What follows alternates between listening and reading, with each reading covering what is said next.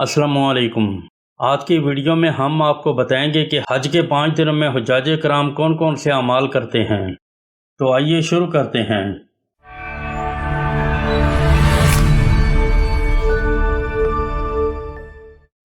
अय्याम हज के शुरू होते ही दुनिया भर से आज़मीन हज जोक दर जोक लब्बैक अल्लाहुम्मा लब्बैक की सदाएं बुलंद करते हुए दुनिया के मुक़द्दस तरीन मकामात मक्का और मदीना पहुंच रहे हैं।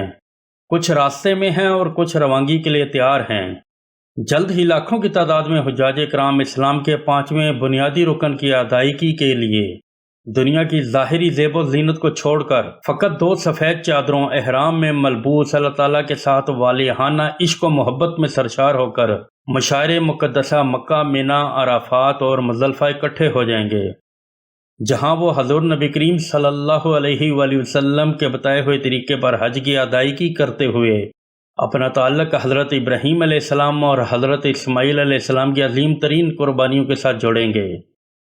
इरशाद बारी ताला है, और याद करो उस वक्त को जब हमने इब्राहीम अलैहिस्सलाम को बैतुल्लाह की जगह मुकर्रर कर दी कि मेरे साथ किसी को शरीक ना करना और मेरे घर को तवाफ़, क़याम, रुकू और सजदा करने वालों के लिए पाक साफ रखना, और लोगों में हज का ऐलान कर दे।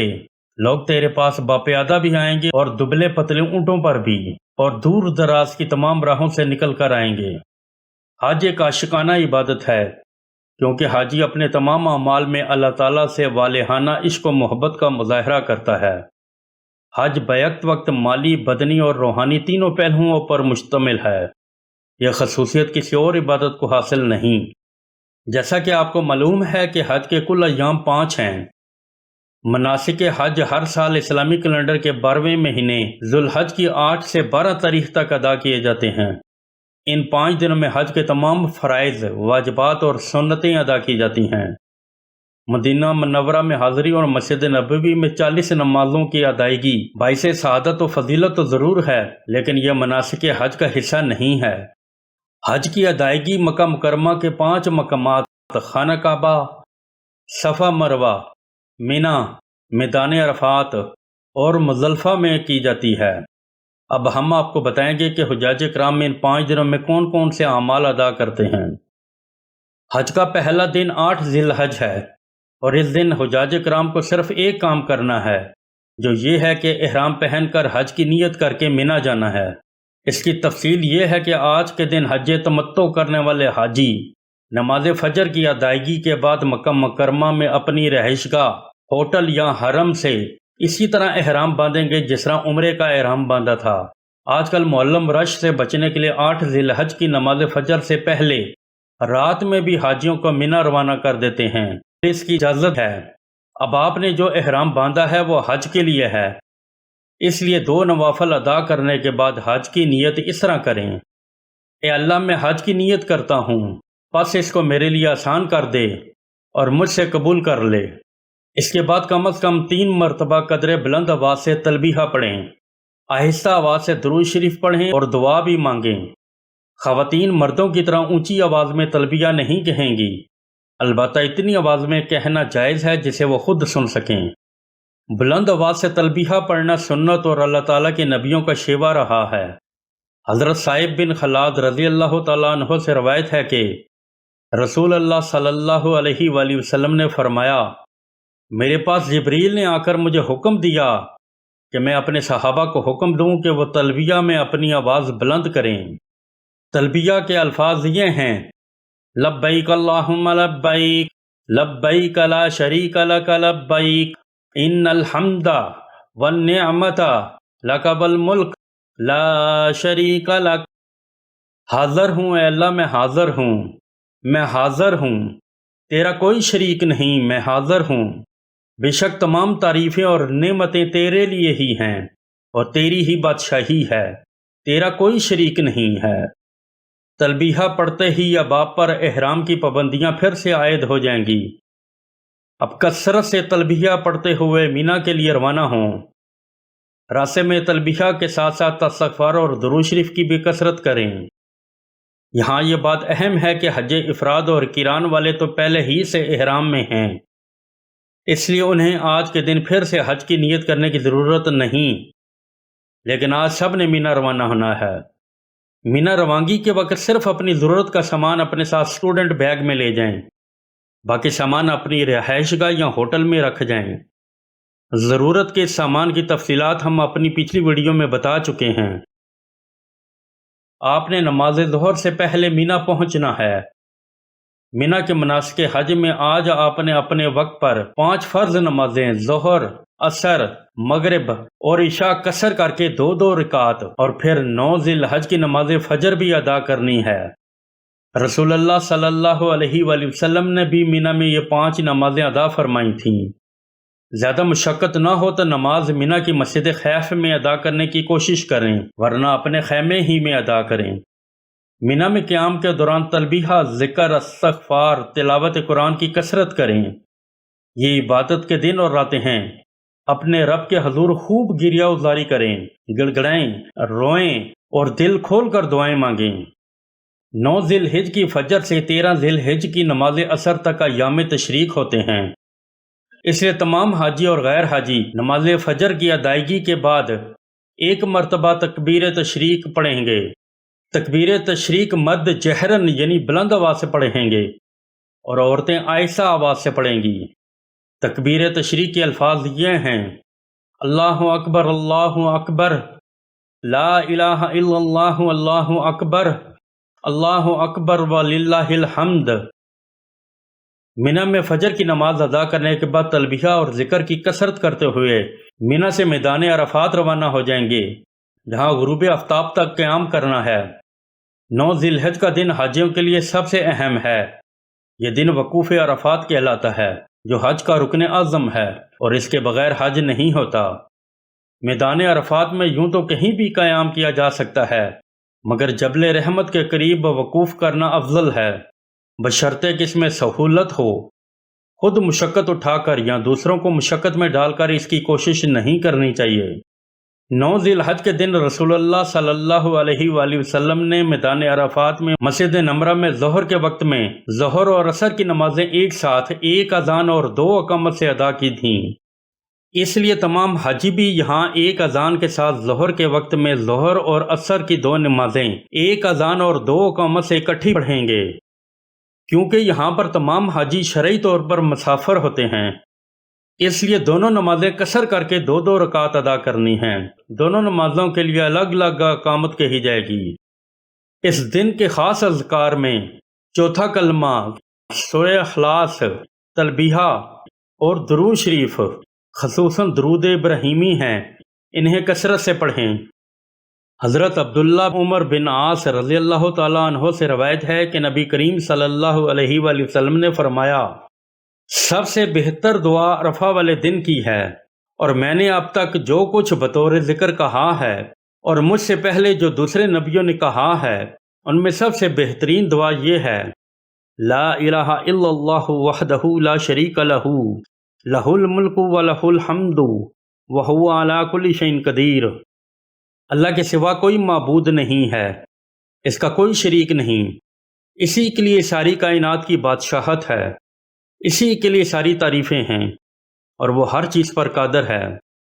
حضور نبی کریم صلی اللہ علیہ وآلہ وسلم نے عرفات کے میدان میں اپنی امت کو نہیں بھلایا اور رو رو کر مغرب تک امت کے لیے دعائیں مانگی تھیں۔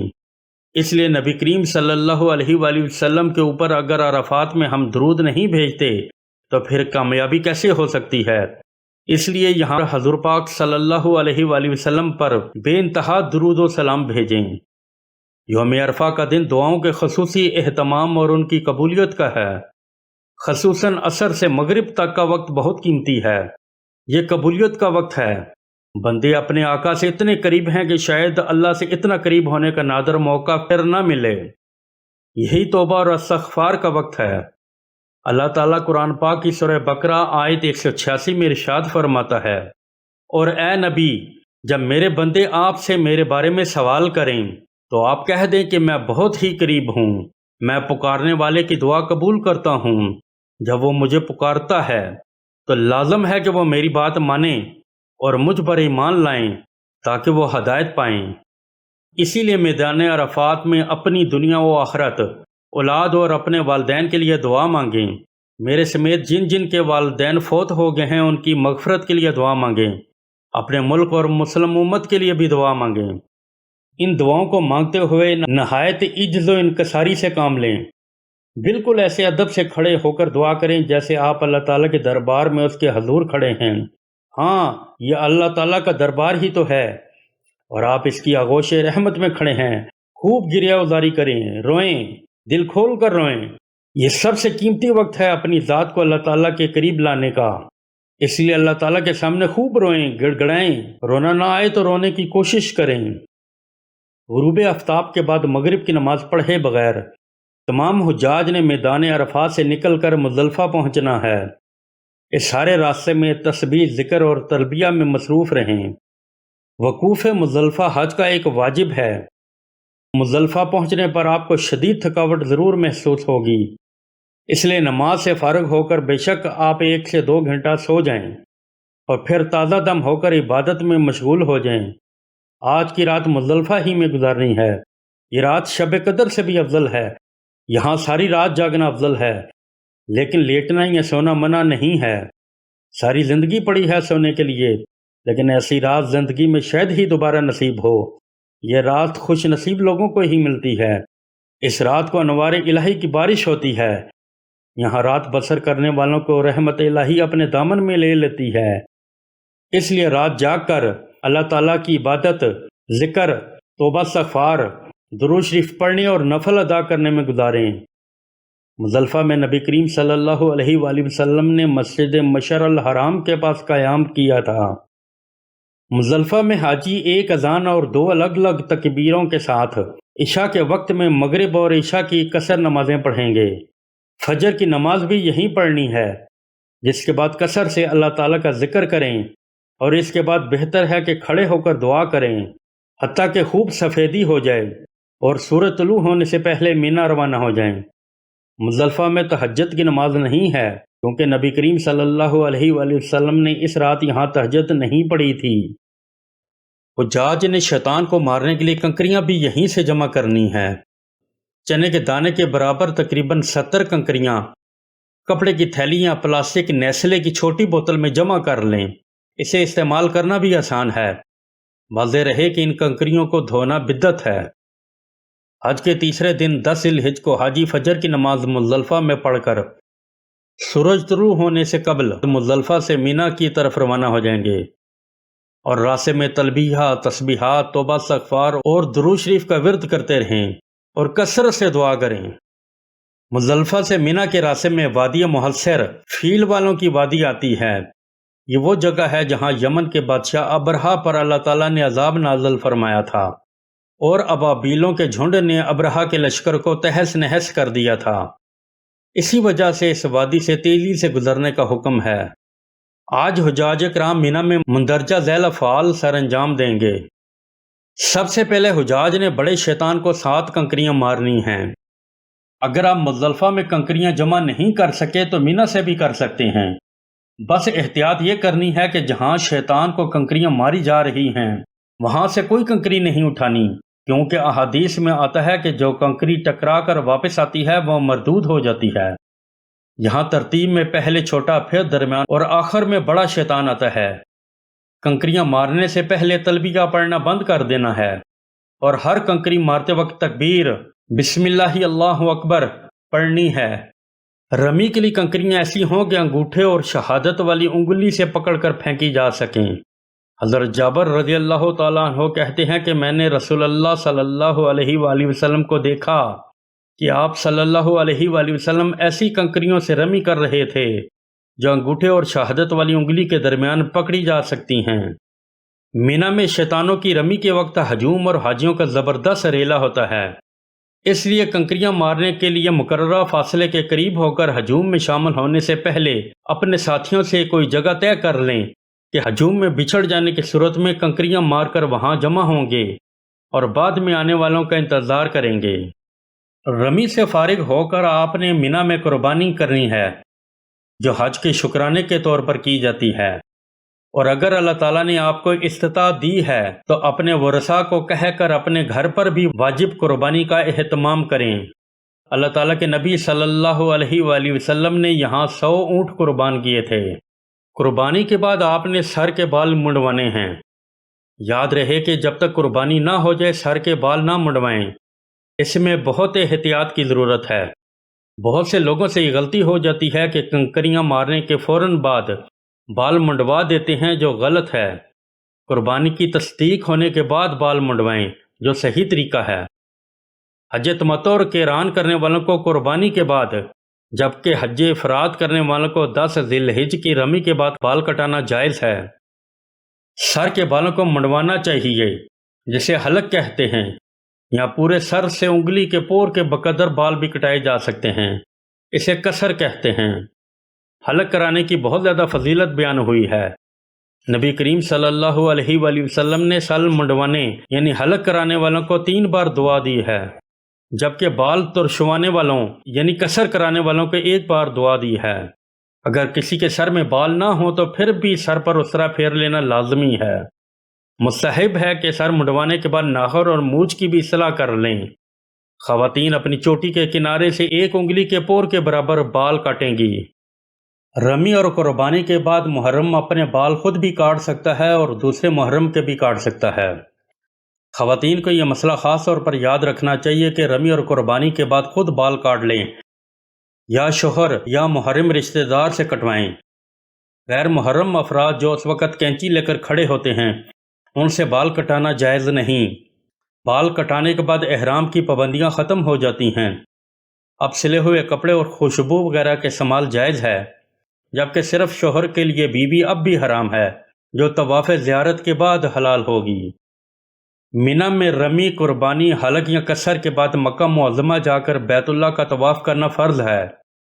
اسے طواف زیارت کہتے ہیں اور یہ حج کا لازمی رکن ہے۔ طواف زیارت کا افضل وقت 10 ذی الحجہ کو طلوع آفتاب کے بعد شروع ہو جاتا ہے اور 12 ذی الحجہ کی غروب آفتاب سے پہلے تک کا ہے۔ البتہ اگر دشواری نہ ہو تو 10 ذی الحجہ کو کرنا زیادہ افضل ہے۔ طواف زیارت رات یا دن کسی بھی وقت کر سکتے ہیں۔ آپ نے حج کا جو احرام باندھا تھا وہ حج تمتع کا تھا، اس لیے طواف زیارت کے بعد صفا و مروہ کے درمیان صحیح واجب ہے۔ یہ صحیح آپ بغیر احرام کے اپنے روزمرہ کے کپڑوں میں کریں گے، کیونکہ احرام کی پابندیاں تو پہلے ہی ختم ہو چکی ہیں۔ طواف زیارت کے بعد واپس منی میں آنا ہوتا ہے۔ البتہ 12 ذی الحجہ کو رمی کرنے کے بعد طواف زیارت کر کے منی واپس آنے کی ضرورت نہیں ہے۔ طواف زیارت کے بعد شوہر کے لیے بیوی بھی حلال ہو جاتی ہے۔ حج کے چوتھے دن آج آپ نے تینوں جمروں کی رمی کرنا ہے۔ رمی کا افضل وقت زوال کے بعد سے غروب آفتاب تک کا ہے، لیکن عورتوں اور ضعیف افراد کے لیے صبح صادق سے بھی جائز ہے۔ یاد رہے کہ چھوٹے اور درمیانے جمرے کو کنکریاں مارنے کے بعد دعا کرنا مستحب ہے۔ ایک جمرہ سے دوسرے جمرہ تک پہنچنے کے وقفہ کے دوران تکبیر، تسبیح و تحلیل، استغفار اور درود شریف کثرت سے پڑھیں۔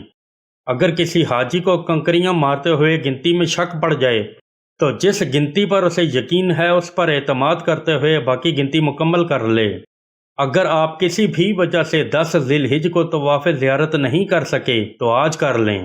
حج کے 5ویں دن 12 ذی الحجہ کو آج آپ نے پھر تینوں جمرات یعنی شیطانوں کو 7 کنکریاں مارنی ہے۔ آج کی رمی کے بعد 13 ذی الحجہ کی رمی کے لیے منی میں مزید قیام کرنے یا نہ کرنے کا آپ کو اختیار حاصل ہے۔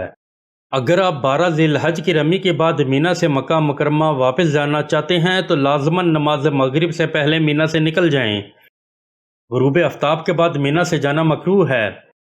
اب آپ کو چاہیے کہ رات منی میں ہی گزاریں۔ اب اگر آپ 13 ذی الحجہ کی رمی کیے بغیر منی سے مکہ مکرمہ چلے گئے تو دم دینا پڑے گا۔ 13 ذی الحجہ کی رمی اصل میں واجب نہیں ہے، بلکہ اس کی بہت زیادہ فضیلت بیان ہوئی ہے، لیکن اگر 13ویں کی صبح منی میں ہو جائے تو اس دن کی رمی بھی واجب ہو جاتی ہے۔ ارشاد باری تعالیٰ ہے، اور قیام منی کے دنوں میں جو گنتی کے دن ہیں اللہ کو یاد کرو۔ اگر کوئی جلدی کرے اور 2 ہی دن میں چل دے تو اس پر بھی کچھ گناہ نہیں، اور جو بعد تک ٹھہرا رہے اس پر بھی کچھ گناہ نہیں۔ یہ باتیں اس شخص کے لیے ہیں جو اللہ تعالیٰ سے ڈرے، اور تم لوگ اللہ تعالیٰ سے ڈرتے رہو اور جان رکھو کہ تم سب اس کے پاس جمع کیے جاؤ گے۔ اب آپ 13 ذی الحج کی رمی کے بعد واپس مکہ مکرمہ چلے جائیں۔ اب حج کے تمام ارکان ادا ہو چکے ہیں اور صرف طواف وداع باقی رہ گیا ہے۔ وداع کے معنی رخصت ہونے کے ہیں، گویا یہ طواف بیت اللہ سے فراق اور رخصتی کا ہے۔ جو حجاج آفاقی ہیں یعنی حدود میقات سے باہر کے رہنے والے ہیں، ان کے لیے حج کے بعد طواف وداع واجب ہے اور یہ حج کا آخری واجب ہے۔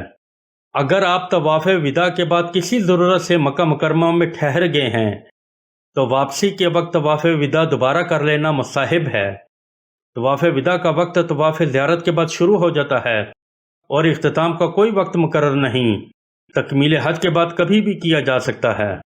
بہتر یہ ہے کہ مکہ مکرمہ سے رخصت ہوتے ہوئے آخر میں طواف وداع کر لیں۔ طواف وداع میں صفا مروہ کی صحیح نہیں ہے، خانہ کعبہ کے ساتھ چکر لگائیں، اس کے بعد طواف کی 2 رکعتیں پڑھ کر آب زمزم پی لیں۔ اس آخری طواف کے موقع پر دل کھول کر اپنے لیے دعائیں مانگیں، مغفرت، تندرستی، سلامتی، ایمان، حج اور کاروبار میں برکت، خاتمہ بالخیر، غرض جو بھی آپ کی مرادیں ہوں اپنے لیے اور اپنے رشتہ داروں کے لیے سب مانگیں۔ اللہ تعالیٰ آپ کا حج قبول فرمائے۔ میری درخواست ہے کہ دوران حج مجھے، میری فیملی اور خصوصاً میرے مرحوم والدین اور تمام مسلم امت کو بھی اپنی دعاؤں میں یاد رکھیں۔ ہمیں امید ہے کہ آج کی ویڈیو آپ کو پسند آئی ہوگی۔ ویڈیو کو لائک اور شیئر کریں، ہمارے چینل کو سبسکرائب کریں اور ساتھ لگے بیل کے بٹن کو بھی دبا دیں تاکہ ہماری تمام اسلامی ویڈیوز آپ تک پہنچ سکیں۔ اللہ حافظ۔